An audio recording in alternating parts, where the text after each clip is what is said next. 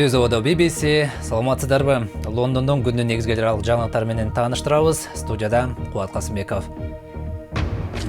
Адилеттик үчүн күрөш. Иликтөөчүлөр Ирактагы Язиди аялдарын уурдап кеткен Ислам мамлекети тобунун согушкерлеринин изине түштү. Түркияда айрым кызматкерлер төңкөрүш аракетинен кийин бейгүнөө иштен алынганын айтып жатышат. Кения үчүн муз хоккейи адаттан тыш спорт. Бирок бул өлкө хоккей командасын өстүрүп, болочоктогу Олимп оюндарына катышкысы келет.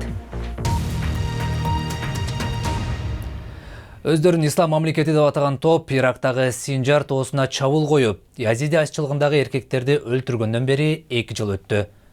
Жүздөгөн Язиди аялдары уурдалып, сексуалдык кулчулукка мажбурланды. Эми эл аралык иликтөөчүлөр тобу буга жооптуу адамдардын сары изине түшүп, аларды жоопко тартуу аракетин көрүшүүдө. Өздөрүн Ислам мамлекети деп атаган топ Синжар тоолоруна кол салганда, миңдеген Язиди аччылыктары аргасыз жер которгон. Айрымдары тик учактар менен куткарылган. Бирок андан бери 2 жыл өтсө да, туткунга түшкөн Язиди аялдары дале куткарыла элек. Менин Язиди кызым каякта, дейт экстремисттик согушкерлердин бири. Ал жана анын жанындагы экстремисттер базардан Язиди аял жана жаш кыздарды сатып алуу тууралуу сөз кылууда. Эми тергөөчүлөр айтылган кылмышкерлерди жоопко тартууга аракеттенүүдө. Жүздөгөн аялдар кул бойдон калууда. Билл Вайлей тергөө иштерин жетектеп келет. Ал атайын тергөөчүлөр тобу менен өздөрүн Ислам мамлекети деп атаган топтун согуш кылмыштарын териштирип келет. Бизде аялдарды сексуалдык кулчулукка алуу экстремисттик топтун саясаты болгону тууралуу далилдер бар. Эми бул чечимди кабыл алган адамдарды жоопко тартышыбыз керек. Биз атын атагысы келбеген тергөөчүлөрдүн биринен күнөөлүүлөр жоопкерчиликке тартылабы деп сурадык. Бүгүнкү күнү биз мурдагы каталарды кайталабайлы деген ойдобуз. Мурда бул кылмыштар тууралуу эч далилдер топтолгон эмес. Демек, биринчиден биз жетиштүү далилдерди чогултушубуз керек. Бирок адилеттүүлүк жакында орнобойт. Бүгүнкү күнгө чейин айтылган кылмыштар боюнча атайын сот уюштурула элек. Ал тапта сексуалдык кулчулукка кабылган айрым аялдар курман болушту. Айрине тергөөчүлөр күнөөлүүлөр сөзсүз жоопко тартылат деп баса белгилешүүдө. Сиз түзөөдө BBC-ни көрүп жатасыз, эми күндүн башка кабарлардын тизмегине токтололу. Emirates авиакомпаниясынын бир учагы Дубай эл аралык аэропортуна конуп баратып кырсыкка учурады. Учак дөңгөлөктөрү чыкпаган абалда жерге конгон. Борттогу 300 адам эвакуацияланып, жаракат алгандар жок экени кабарланды. Индиянын түштүгүнөн келаткан учактын кырсыкташына эмне себеп болгону азырынча белгисиз. Түндүк Корея баллистикалык ракетасын сынады.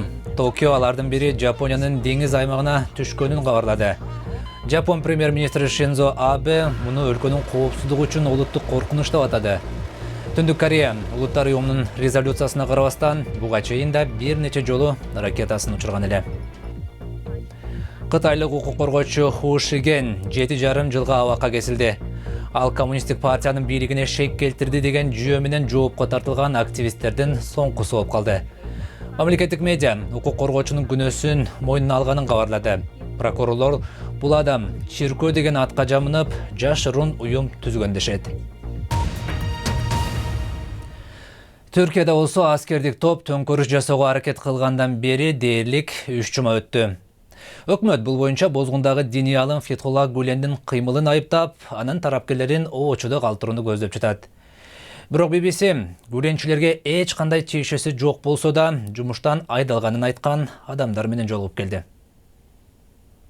Түркияда ишке ашпай калган төңкөрүш аракетинен кийин 60 миңдей адам камалып, мамлекеттик кызматтан четтетилди. Алардын катарында журналист, мугалим, жарандык кызматкер бар. Алар өкмөт бутак алган жашыруун Гүленчил тобу жөнүндө эч нерсе билбегенин айтышууда. Акыркы санындагы макалада Фетхулла Гүленди ГЛСО жана зионисттердин куурчагы деп жазганына карабай, Булут аттуу гезитти жаап салышкан.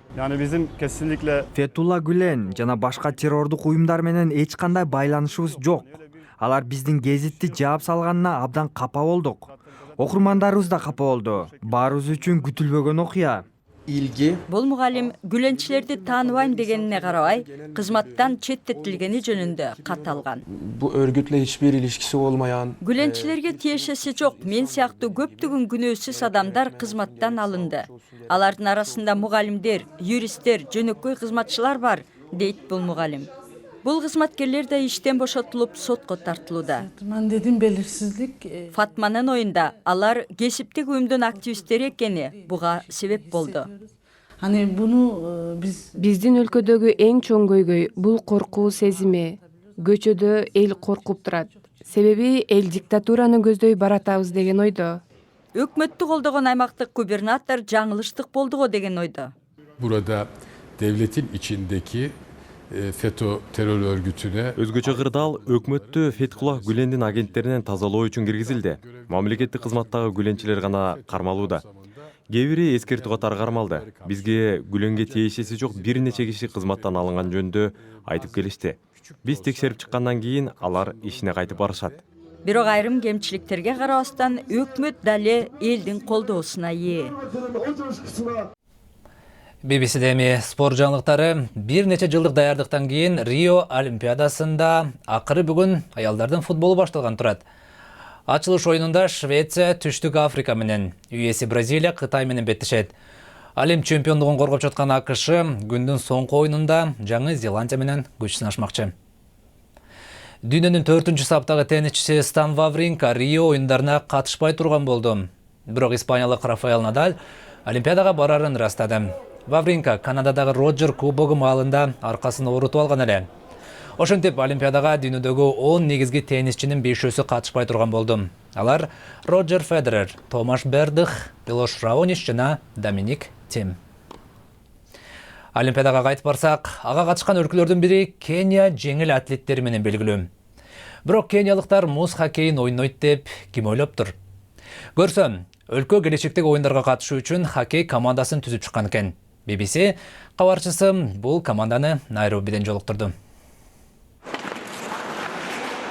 Бул күнөөсүз шаар деп сыпатталган Найроби экенине ишенүү кыйын. Бул жерде Кениянын хоккей боюнча командасы жумасына бир жолу машыгып турат. Муз аянты көңүл ача турган жай катары 10 жыл мурун курулган. Ар шаршемби күнү кечинде чет өлкөдө жашап, улгайып калган ондогон адамдар келип, жергиликтүү хоккей командасынын жаш мүчөлөрү менен жолугушат. Ошондо бул жер шаңга бөлөнөт. Кениялыктардын көбү хоккейди роликтеп, ойноп, машыгып алгандан кийин муз үстүндөгү хоккейди өздөштүрүшөт. Кызыккандар көп. Кениялыктарга хоккей жакты. Эң сонун, бул спорт элди өзүнө тартканы абдан жакшы. Чеберчилиги өсүп жатат. Менин артымда дал ушул учурда АКШ жана Словакия менен ойноп жаткан Кения командасынын 4 мүчөсүн көрсө болот. Алардын муз тепкени барган сайын жакшырууда. Шайбаны да жакшы чабышат.